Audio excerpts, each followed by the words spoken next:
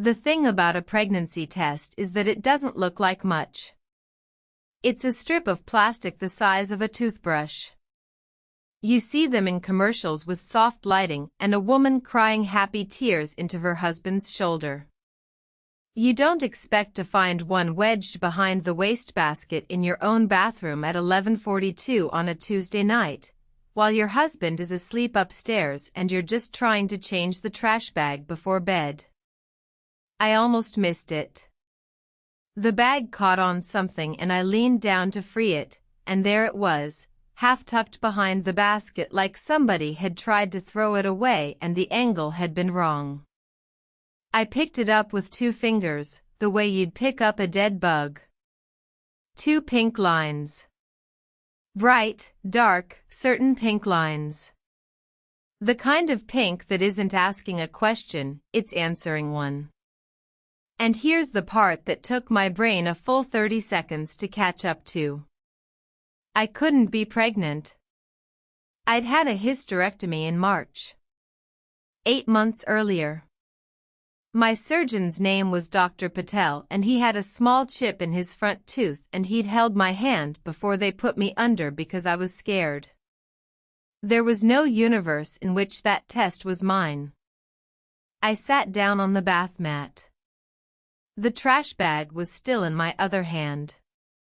I remember that very clearly, because I sat there for what must have been 20 minutes, holding a half-tied garbage bag in one hand and a positive pregnancy test in the other, and I didn't cry. I didn't even feel angry yet. I felt like somebody had pulled the floor out from under the house. My husband's name is Daniel. We'd been married for 9 years.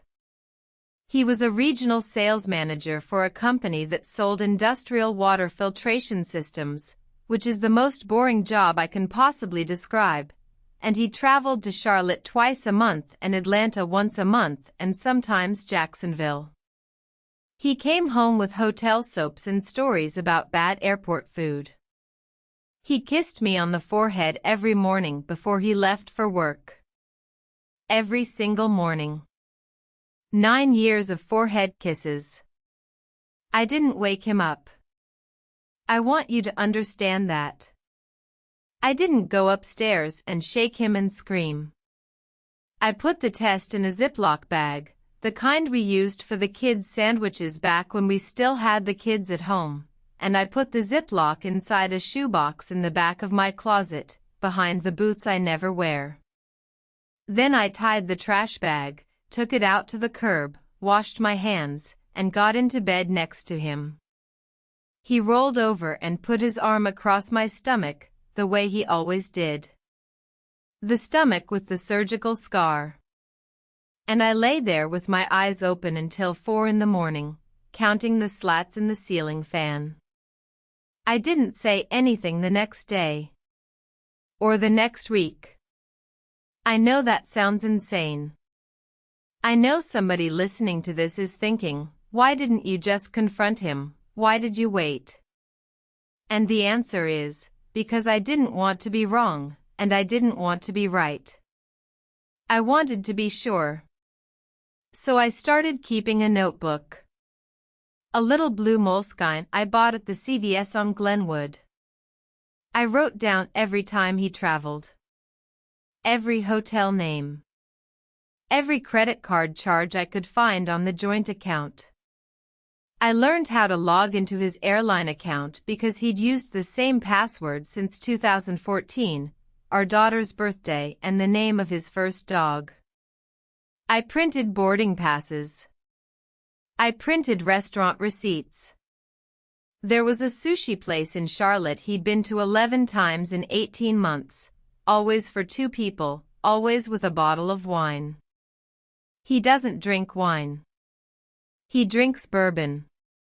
He hates wine, he calls it grape juice for grown-ups. Her name was Maricela. I found that out from a Venmo transaction he'd marked as client dinner reimbursement, $84 to a Maricela R, on a Saturday night in August.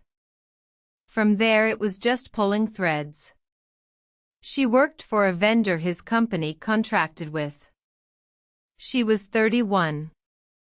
She had a public Instagram with 400 followers and a small dog named Biscuit and, in a photo from 6 weeks before I found the test, a soft little bump under a white sundress and a caption that said "New Chapter." I threw up in the kitchen sink after I saw that picture.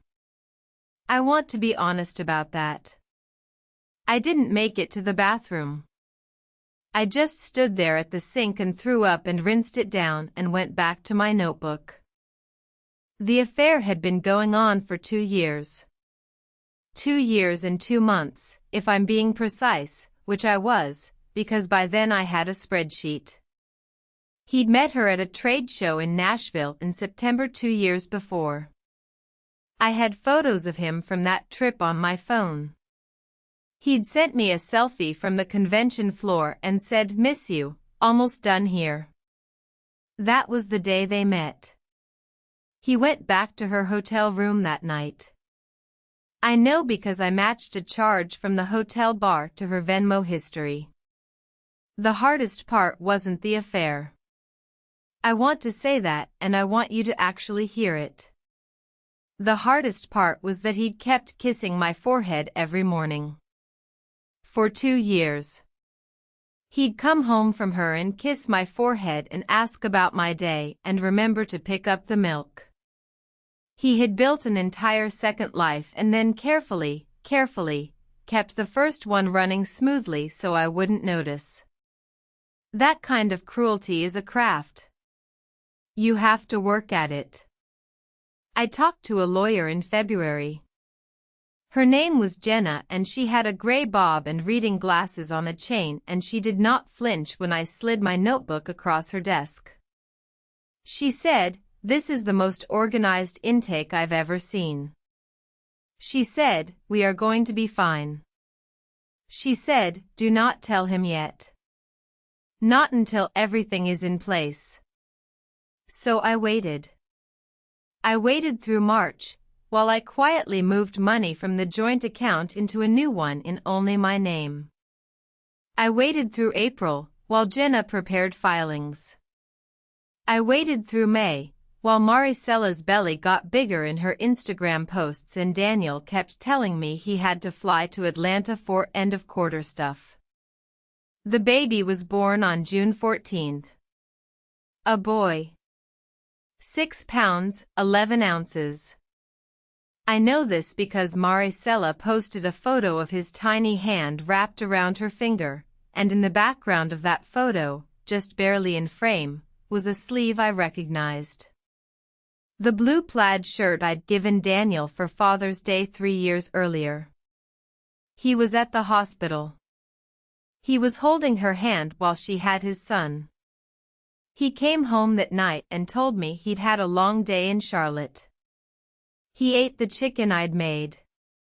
He asked if I wanted to watch the new episode of the show we were watching. I said sure.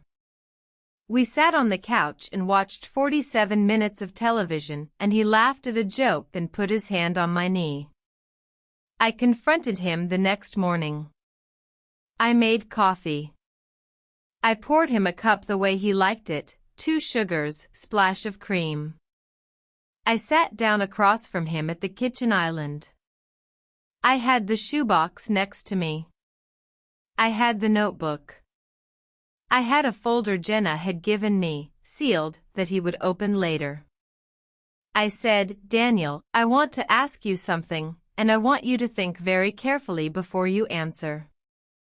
How was your trip to Charlotte yesterday?" He said it was fine. He said the meetings ran late. He took a sip of his coffee. I said, "Daniel, what's your son's name?" And I want to tell you what his face did, because I will remember it for the rest of my life. It didn't change. That was the worst part. It just got very, very still. Like a pond when something underneath it stops moving. He set the coffee down. He opened his mouth. He closed it. He looked at me, and his eyes filled up, and he said, "How long have you known?" I said, 8 months. He started to cry. He said my name. He reached across the counter for my hand and I pulled it back so fast I knocked over the sugar bowl. White sugar spilled across the granite like snow. Neither of us moved to clean it up. He said he was going to tell me. He said he didn't know how. He said he loved me. He said he loved them too. He said it like that was supposed to mean something to me, like splitting himself in half was a generosity he was offering me. I slid the folder across the counter. I said, "This is from my attorney. The house is in my name as of Monday. My father had put it in a trust for me before we married, and Daniel had never been added. The joint accounts are frozen. There's a hotel reservation in there, in your name, paid through the end of the month. I think you should go to it." He said, "Please." He said it 4 times. "Please, please, please, please." I said, "You kissed my forehead. Every morning. For 2 years. While she was pregnant with your child. You kissed my forehead." I didn't yell. I want you to know that. I have never been quieter in my life than I was at that kitchen island. I think yelling would have given him something to push against. Silence gave him nothing. He packed a bag. He took the hotel reservation. He left. The divorce was finalized 4 months later. Jenna had been so thorough that there was almost nothing to fight about. He kept his retirement, his car, and his clothes. I kept the house, my retirement, and most of the savings, because most of the savings had been mine to begin with. His company found out about the affair with the vendor employee. I did not tell them, but somebody did, and it wasn't a coincidence, and that is all I am going to say about that. He was let go in October. The vendor cut ties with Maricela too. I heard, later, that they moved in together in a smaller place across town and that things between them were not good. I sold the house the following spring. Too many forehead kisses in those rooms. I bought a small place near the water, with a garden, and I planted tomatoes.